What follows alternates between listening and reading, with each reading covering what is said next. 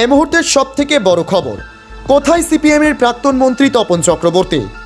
ত্রিপুরা রাজ্য রাজনীতিতে সেভাবে আর দেখা যায় না তপন চক্রবর্তীকে। তাহলে কোথায় তিনি? কবেই বা আসবেন আগের মতো ফর্মে? কেন তিনি চুপ?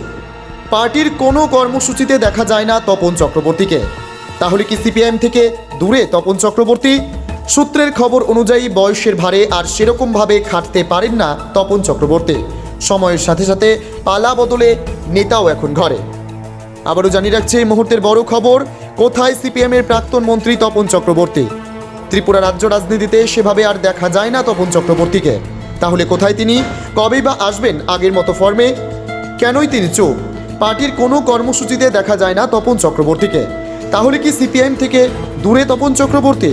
সূত্রের খবর অনুযায়ী বয়সের ভারে আর সেরকমভাবে খাটতে পারেন না তপন চক্রবর্তী। সময়ের সাথে সাথে পালা বদলে নেতাও এখন ঘরে। Bureau report, SD news media.